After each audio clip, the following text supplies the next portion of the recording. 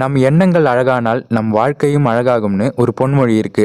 அதே மாதிரி நம் எண்ணங்கள் மோசமானதாக இருந்தால் நம் வாழ்க்கையும் மோசமானதாகத்தான் இருக்கும். இதுவும் உண்மைதான். இந்த வீடியோல உங்க வாழ்க்கையை அளிக்கக்கூடிய, உங்க முன்னேற்றத்துக்கு தடையா இருக்கக்கூடிய 6 முக்கியமான தீய பழக்கங்களை பத்தி தான் நம்ம தெரிஞ்சுக்க போறோம். இதை தெரிஞ்சுக்கிறது மட்டும் இல்லாம அதுல இருந்து மீண்டு உங்க வெற்றி பாதையில தொடர்ந்து முன்னேறதுக்கான சிறந்த வழிகளையும் பார்க்க போறோம். ஸோ இந்த வீடியோவை கடைசி வரைக்கும் பாருங்க. நிச்சயமா இது உங்களுக்கு யூஸ்ஃபுல்லா இருக்கும். முதல் விஷயம், நான் திறமை இல்லாதவன். இந்த வீடியோவை பார்க்குற உங்கள பலருக்கு எனக்கு எந்த திறமையுமே இல்லைன்னு மனசுக்குள்ள நிறைய கவலைகள் இருக்கலாம். ஆனா அது முற்றிலும் பொய்.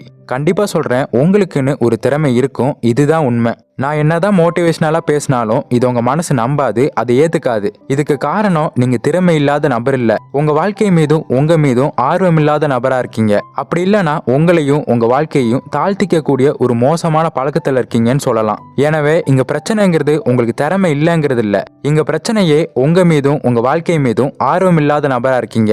உங்க வாழ்க்கைய நீங்க வெறுத்துக்கிட்டு இருக்கீங்க. இதுக்கு காரணம் உங்க மோசமான கடந்த காலமா இருக்கலாம், உங்க குடும்ப சூழ்நிலைகளா இருக்கலாம், இல்ல உங்க வாழ்க்கையில ஏதாவது ஒரு பிரச்சனைகளால உங்க வாழ்க்கையை நீங்க வெறுத்துக்கிட்டு இருக்கீங்கன்னு சொல்லலாம். அந்த வெறுப்பு தான் உங்க திறமையை கண்டறிய விடாம உங்களை தடுக்குது.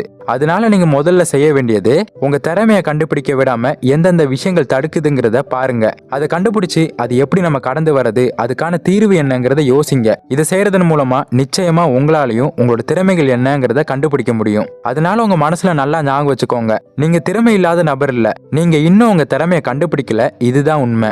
அடுத்து இரண்டாவது விஷயம், நான் இலக்கை நிர்ணயித்தாலும் நான் தோல்விதான் அடைகிறேன். இங்க நிறைய பேர் நான் என் இலக்குல தோத்து போயிட்டேன் அப்படின்னு வருத்தப்படலாம். ஆனா உங்களுக்கு நான் முதல்ல வாழ்த்து சொல்றேன். இந்த வாழ்த்துக்கள் எதுக்குன்னா, இங்க நிறைய பேர் அவங்க வாழ்க்கையில இன்னும் எதுவுமே செய்யாம தான் சுத்திக்கிட்டு இருக்காங்க. நிறைய விஷயங்களுக்கு அவங்க ஆசைப்பட்டாலுமே அதே கம்ஃபர்ட் ஜோன்லயே தான் அவங்க உட்காந்துக்கிட்டு இருக்காங்க. ஆனா நீங்க அதெல்லாம் பிரேக் பண்ணி உங்களுக்கான ஒரு இலக்கை நிர்ணயிச்சு அதை நோக்கி பயணிக்கும் போது தான் தோத்து போயிருக்கீங்க. சோ இப்ப நீங்க உங்களோட முதல் முயற்சியை தொடங்கிட்டீங்க. அந்த முதல் முயற்சியை தொடங்குனீங்கல்ல, அதுக்கு தான் என்னோட வாழ்த்துக்கள். ஆனா நீங்க எல்லாருமே ஒரு விஷயத்த புரிஞ்சுக்கணும், நீங்க தோத்து போயிட்டீங்க அப்படிங்கிற அந்த எண்ணத்தை தயவு செஞ்சு உங்களுக்குள்ள வளர விடாதீங்க. அது ஆரம்பத்துல ஒன்னும் தெரியாது. நீங்க தொடர்ந்து 2-3 தோல்விகளை சந்திக்கிறப்ப இது சாத்தியமே இல்லைன்னு அது கைவிட வச்சிரும், உங்களால முடியாதுன்னு நம்ப வச்சிரும், உங்க வாழ்க்கையவே அது முன்னேற விடாது. அதனால ஒரு விஷயத்த புரிஞ்சுக்கிட்டு செயல்படுங்க. நீங்க தோல்வி அடையல, நீங்க ஏதோ ஒரு தவறு செஞ்சிருக்கீங்க, அதுதான் உண்மை. நீங்க உங்க முயற்சியில தோக்குறீங்கன்னா உங்க திட்டம் தப்பா இருக்கலாம், இல்ல நீங்க செல்லக்கூடிய பாதை தப்பா இருக்கலாம். அதனால வேற ஒரு திட்டத்தை தயார் செய்யுங்க. நம்ம என்ன தப்பு செஞ்சிருக்கோம், எதனால தோத்து போறோம்னு அதை மீண்டும் ஆய்வு செஞ்சு பாருங்க. கண்டிப்பா அதுக்கான ஒரு சரியான தீர்வுங்கிறது உங்களுக்கு கிடைக்கும். இங்க தீர்வு இல்லாத பிரச்சனை எதுவுமே இல்ல, உங்களோட பிரச்சனையும் சேர்த்து தான் சொல்றேன். சோ வெற்றி தோல்வி அப்படியெல்லாம் கிடையாது. நீங்க அதுக்காக முயற்சி செய்றீங்களா இல்லையா அப்படிங்கிறது தான் முக்கியம். கண்டிப்பா உங்களோட தோல்வியெல்லாம் கடந்து நீங்க வெற்றி பெறுவீங்க.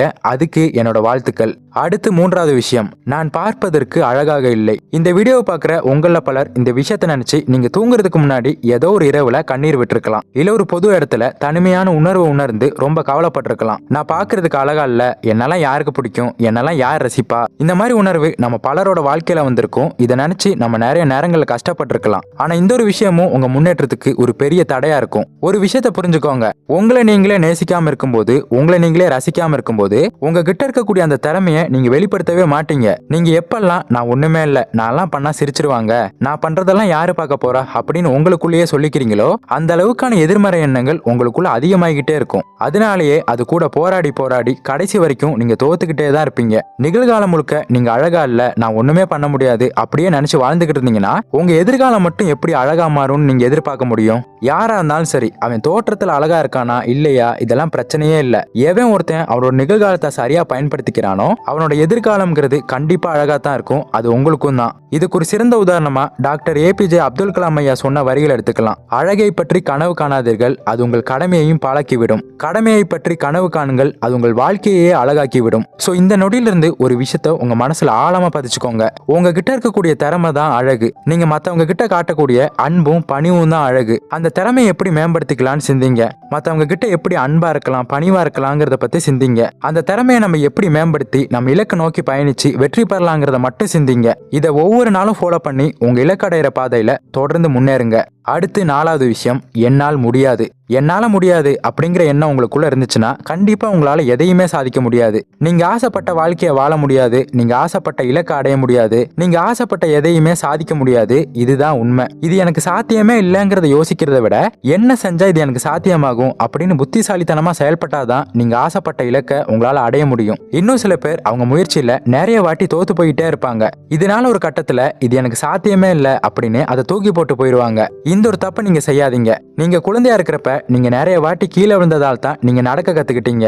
அதே மாதிரி சைக்கிள் ஓட்டுறப்பையும் அப்படிதான். நீங்க நிறைய வாட்டி கீழே விழுந்ததால் தான் எப்படி சரியா ஓட்டணுங்கிறத கத்துக்கிட்டீங்க. சோ நம்ம விழுகிறப்பெல்லாம் ஏதோ ஒரு விஷயத்த கத்துக்கிட்டு தான் இருக்கோம். சோ தோல்வி அடையிறப்பெல்லாம் ஏதோ ஒரு விஷயத்த கத்துக்கணும். என்ன தவறு செஞ்சிருக்கோம், எந்த தவறை நம்ம அடுத்த வாட்டி செய்யக்கூடாது, அடுத்த வாட்டி நம்ம எப்படி செயல்படணுங்கிறத சாமர்த்தியமா யோசிக்கணும். சாமர்த்தியமா நம்ம சிந்திச்சு செயல்பட்டா மட்டும்தான் வெற்றி பெற முடியும். சோ இதை நினைவுல வச்சுக்கிட்டு என்னால முடியாதுன்னு நினைக்கிறத விட என்ன செஞ்சா என்னால அதை சாதிக்க முடியும்னு யோசிங்க. நிச்சயமா உங்களால நீங்க நினைச்ச இலக்கை அடைய முடியும். அடுத்து 5வது, உடனடியாக வெற்றியை எதிர்பார்ப்பது. ஒரு செயலை நீங்க தொடங்கின உடனே நான் வெற்றி பெறணும், உடனே பலன் கிடைக்கணும், இப்படிப்பட்ட எண்ணம் உங்களுக்குள்ள இருந்துச்சுன்னா நீங்க எதுல வேகமா வெற்றி பெறணும்னு ஆசைப்பட்டீங்களோ அதே வேகத்துல அதை நீங்க கைவிடவும் செஞ்சிருவீங்க. நீங்க உடனடியா பலனை எதிர்பார்த்து நீங்க எந்த ஒரு விஷயத்துல இறங்கினாலும் அதுல ஒரு சின்ன தடையில நீங்க சந்திச்சாலே உங்க பொறுமையை நீங்க இழந்து உங்க முயற்சியை கைவிட்டுருவீங்க. இந்த காலத்து இளைஞர்கள் ஒவ்வொரு மாசமும் ஒவ்வொரு இலக்கை சொல்றாங்க. ஒரு இலக்கை தேர்ந்தெடுக்கிறாங்க, அதுக்கு முயற்சி செய்யறாங்க, அதை உடனே கைவிட்டுறாங்க. ஏன்னா அந்த வெற்றியை பார்க்கறதுக்கான அந்த ஒரு பொறுமையும் விடாமுயற்சியும் அவங்க கிட்ட இல்ல. ஒரு விஷயத்தை புரிஞ்சுக்கோங்க, பொறுத்தார் பூமி ஆழ்வார். என் இலக்கு அடையிற வரைக்கும் நான் தொடர்ந்து செயல்படுவேன். என்ன தோல்வி வந்தாலும் சரி, என்ன தடைகள் வந்தாலும் சரி, என்ன விமர்சனம் வந்தாலும் சரி, அதை அடையிற வரைக்கும் நான் தொடர்ந்து செயல்படுவேன். இப்படிங்கிற ஒரு உறுதியான மனநிலை இருந்தா மட்டும் நீங்க முயற்சியில் இறங்குங்க. இந்த ஒரு மனநிலை இருந்தா மட்டும்தான் உங்களால தொடர்ந்து வெற்றி பெற முடியும். உங்களோட இலக்கையும் நீங்க அடைய முடியும். கடைசியா 6வது, மோசமான கடந்த கால எண்ணங்களோடு வாழ்வது. நம்மள பல பேருக்கு கடந்த காலம் அந்த அளவுக்கு அழகா இருந்திருக்காது. பல கஷ்டமான கசப்பான நாட்களை கடந்து தான் நம்ம வந்திருப்போம். ஒரு கட்டத்துக்கு மேல அதெல்லாம் நம்ம ரியலைஸ் பண்ணி சரி இதெல்லாம் நம்ம கடந்து வந்துட்டோம், இனிமே நம்ம எதிர்காலத்துக்காக ஏதாவது பண்ணணும் அப்படின்னு யோசிப்போம். இருந்தாலும் நமக்குள்ள அந்த கடந்த கால எண்ணம்ங்கிறது ஓடிக்கிட்டே தான் இருக்கும். இதனால நம்ம நிகழ்காலத்துல எந்த ஒரு வேலை செஞ்சாலுமே அதை முழு கவனத்தோட அது செய்ய விடாது. 2 நாள் செஞ்சாலும் 3வது நாள் ஒரு தனிமையான உணர்வை நம்ம கொடுக்கும். பல கஷ்டங்களையும் கஷ்டமான எண்ணங்களையும் நமக்குள்ள தூண்டி விட்டுக்கிட்டே இருக்கும். ஆனா அதுல இருந்து நீங்க வெளியே வரணும்னா முதல்ல உங்க கடந்த காலத்தை நீங்க மறக்கணும்னு சொல்றதை விட அது நடந்துருச்சு, அதை மாத்த முடியாது அப்படின்னு அதை ஏத்துக்கணும். அதை நீங்க ஏத்துக்கிற வர அதை பத்தின நினைப்புங்கிறது உங்களை விட்டு போகாது.